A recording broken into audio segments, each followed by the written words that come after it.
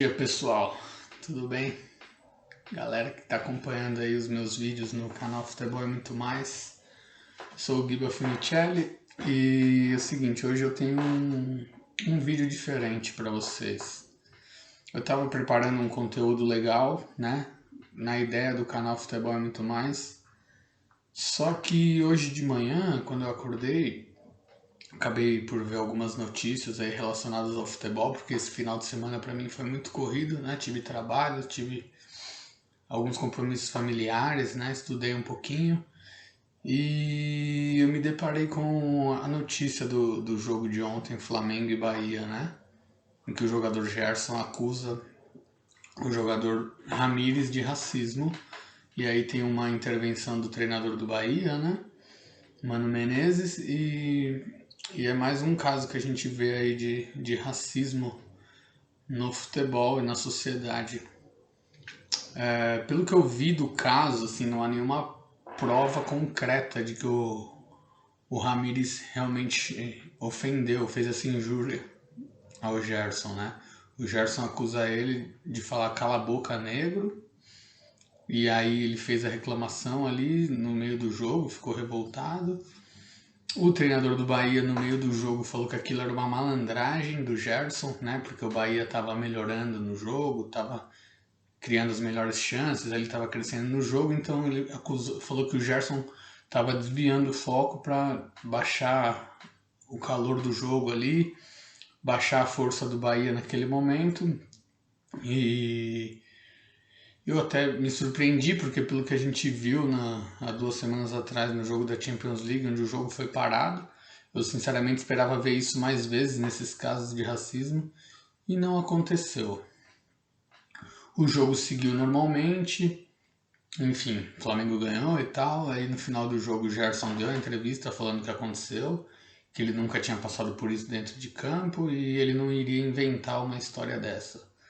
O treinador Mano Menezes disse que confia no jogador dele, que ele não falou aquilo e que achou que era uma manobra ali do Gerson para mexer com o psicológico dos atletas do Bahia no jogo, mas que ele não concordaria com essa atitude.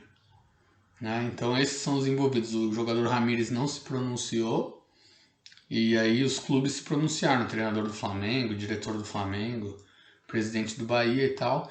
E o caso aí ainda tá em aberto, está em investigação. Mas independente disso, a gente não sabe quem está falando a verdade nesse caso, mas eu duvido muito que uma pessoa ia inventar uma acusação dessa tão grave, né? As pessoas falam, tá na moda reclamar de racismo, que não sei o que, não sei o que lá. Uma bobagem tremenda, porque só quem é preto, e eu não sou, né? Tenho esse privilégio de ser branco, infelizmente na sociedade ser branco é um privilégio. Só quem é preto sabe o que representa uma injúria racial, né? Uma ofensa por cor da pele. Não existe nada mais nojento do que isso. E a gente olhando por esse lado, esse ano aqui de 2020 aconteceu tanta coisa, e a gente ainda vê acontecer esse tipo de racismo, né? É difícil até encontrar palavras para falar alguma coisa útil para vocês, mas assim, eu sempre tive uma postura de me abster, sabe, sobre racismo, sobre esse tipo de coisa. Mas isso não para, cara, isso não acaba, isso não. Sabe, eu sempre achei que se eu falasse de racismo, eu tô dando moral para o racista, né? E a gente tem que inibir isso, diminuir isso. Só que o racista ele não vai deixar de ser racista, eu me pronunciando ou não. Então a gente tem que falar. Isso é ser antirracista, você se pronunciar, você dar um basta, você tentar constranger esse racista, você tentar expor ele, sabe? Você realmente dar um basta nessa situação. Porque o racista não vai deixar de ser racista. O que ele pode é se inibir, é ter vergonha do ato dele, no máximo. Mas a postura dele de ser contra alguém de uma determinada cor da pele não vai mudar, eu me pronunciando ou não. Então eu escolhi a partir de agora sempre me pronunciar porque eu não quero que essas pessoas se divirtam com uma nojeira dessa e nada aconteça. Eu vou expor eles, eu vou apontar o dedo para eles, eu vou, a partir dessas últimas semanas, eu decidi fazer isso. Até faço uma meia-culpa aqui por não ter feito isso antes, por assim, estar inserido nessa cultura racista, né, de ter pensamentos de que, eu não sou racista, então tudo bem, né, de já ter feito alguma brincadeira em algum momento com algum colega, com algum amigo negro e mesmo que ele não tenha se ofendido com aquilo, eu me sinto enojado comigo mesmo, porque eu alimentei essa cultura racista, né? No momento que eu brinquei com ele, que ele, mesmo que ele não se ofendeu, que ele se divertiu com aquilo, a cultura foi alimentada e a gente não pode alimentar essa cultura. Porque as pessoas da cor da pele preta, elas sofreram durante séculos aí, né? Abusos de escravidão, de torturas, né? E isso é muito triste e isso é um trauma hereditário para eles, né? E a gente tem que coibir isso, não dá mais pra gente aceitar passivamente e não falar nada.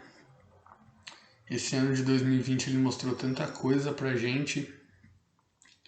Ele mostrou o valor da nossa família, das pessoas que estão perto da gente, nos momentos que a gente não pôde sair de casa. Eu fiquei ali de março até maio sem sair de casa, junto com a minha mãe ali. E, pô, a gente se aproximou, a gente se conheceu um pouco mais, porque nessa loucura de vida que a gente tem, às vezes a gente não conhece tão bem quem tá do lado da gente. É uma coisa incrível. E eu aprendi muito. Esse sentimento de esse amor familiar, sabe? Ele ficou mais aguçado nesse momento e a gente tem que valorizar essas pequenas coisas. Então, é importante sempre a gente se posicionar contra o que é errado, né? A gente viu George Floyd, a gente viu João Alberto, a gente viu Miguel e tantos outros, né? Não só nesse ano, como sempre foi assim e eu nunca me posicionei, então me sinto até meio envergonhado de vir aqui fazer esse vídeo, falar sobre esse tema, porque eu sou um branco, estou me aproveitando de uma situação aí que está em alta, né, querendo ou não, mas eu prometo que daqui para frente vai ser diferente. Eu vou me manifestar mais, vou abraçar meus irmãos pretos, brancos, amarelos, vermelhos, todos eles, porque não tá certo, não tá certo. Eu não quero que meus alunos, meus sobrinhos, se amanhã ou depois eu vier ter um filho, eu não quero que eles cresçam aprendendo essa cultura racista. Não dá, gente, não dá, não dá. Todos têm o mesmo valor, todos têm a mesma importância, todos têm as mesmas capacidades, qualidades, defeitos. Então a gente tem que se abraçar, a gente tem que estar de mão dada nesse momento e daqui para frente. Então a gente tem que agradecer por esse ano, pelos aprendizados todo ano, todo mês, todo dia traz um aprendizado novo pra gente, uma experiência nova. Então a gente tem que ser sempre grato. É uma coisa que eu venho exercitando bastante de uns anos pra cá, é a gratidão, é evitar julgamento, embora tenha acabado fazendo um julgamento ou outro, né? A gente não é perfeito. E evitar reclamar das coisas, sabe? Trocar a reclamação pela valorização. Trocar o julgamento pela compreensão, pela gratidão, sabe? Mas você está julgando ali o rapaz que supostamente teve um ato racista. Nesse caso do Flamengo e Bahia, do Gerson, eu não sei o que aconteceu. Eu prefiro acreditar que o Gerson não inventaria isso, como eu já disse. Por isso que tá muito em aberto, tá muito recente ainda, não apareceu nenhuma prova concreta, mas o que eu quero deixar claro é que é importante a gente não julgar alguém, né, pelo boom midiático, pelas hashtags que crescem por um simples achômetro aí, né, um achismo, sei lá como que a gente pode colocar isso. A gente tem que procurar saber das coisas, né? Eu vi a notícia do jogo e eu falei, não vou chegar falando, vou fazer postagem, nada, vou procurar saber o que aconteceu.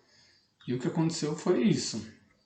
Esse mal entendido durante o jogo e o negócio tá em aberto, a gente não sabe direito o que aconteceu. Então, assim, vamos procurar saber das coisas, vamos procurar se informar, né? A gente tá aí nessa era da informação fácil, das fake news também, infelizmente. Então, vamos procurar saber o que a gente está falando, saber o que a gente está opinando, tá, pessoal? E eu acho importante a gente falar de alguns acontecimentos que tiveram esse ano aí no meio do esporte, né? Teve o caso da Carol Solberg, que fez um desabafo ali fora Bolsonaro e foi julgada por isso, sabe? Perdeu patrocínios. E, gente, a gente vive uma democracia, ela colocou a opinião dela. E, assim, a gente, enquanto cidadão, a gente tem que exercer a nossa opinião, independente do, do local que a gente se encontra, entendeu? Da sociedade ali.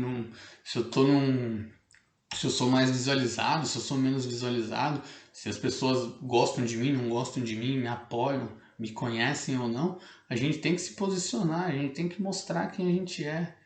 Então, quer dizer, a gente viu ali, alguns anos atrás, jogadores de futebol de muita mídia apoiarem o Bolsonaro, né, falarem abertamente a favor do Bolsonaro e nada aconteceu, né? Casos ali, o próprio Neymar, Felipe Melo, Jadson, enfim, muitos jogadores apoiaram o Bolsonaro claro e abertamente, não sofreram nenhuma sanção, né? Muitos jogadores criticaram o Lula, né, independente se ele mereceu ou não, e não sofreram nenhuma sanção.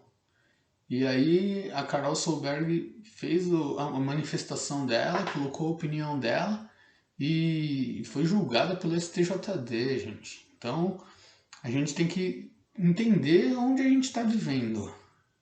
A gente está vivendo uma ditadura invisível, é isso? A gente está. A democracia ela existe, a pessoa pode se manifestar ou não, né? E aí a gente não tem nem como não falar disso, da questão da vacina que tá para vir ou não, aí a gente, né, acha que vai vir aí no início do ano. E aí o ministro da Saúde vem falar em para que esse desespero por uma vacina, né? Essa ansiedade, o Brasil é referência, não sei o que, não sei o que lá, gente. O que morreu de gente, o que as pessoas perderam de familiares, né? As pessoas estão desesperadas atrás dessa vacina. Tem gente que ainda não sai de casa desde março. Eu, sinceramente, estou saindo porque eu tenho que trabalhar, eu tenho as coisas para fazer. Mas não é uma intenção minha ficar passeando por aí, pegar metrô lotado todo dia, ônibus, enfim. Esse tipo de coisa. A gente tem que trabalhar, a gente tem que colocar o pão dentro de casa. E aí a gente vê uma questão da vacina virar uma briga política, o ministro da Saúde falar atrocidades dessa. É difícil a gente ter um comentário, né, que não ofenda a pessoa, que não traga uma opinião extrema, porque morreram aí quase 200 mil pessoas, né, no mundo, até mais que isso. E o cara vem falar pra que o desespero, pra que a ansiedade. Porque tem pessoas que ainda estão achando que essa doença é brincadeira, ou que não há motivo para tanto desespero assim. É só quando bate na nossa família lá, quando, né, quando a gente perde um ente querido ali, que a gente vai realmente entender o que significa. Então, pessoal, eu quis fazer esse vídeo mais para expor um lado meu diferente, e o canal chama Futebol é Muito Mais porque terão muito mais assuntos do que apenas o futebol. E é isso. Espero que vocês tenham gostado aí. Se inscreva no canal, deixe o seu like e mande seu comentário pra mim. Valeu, um abraço.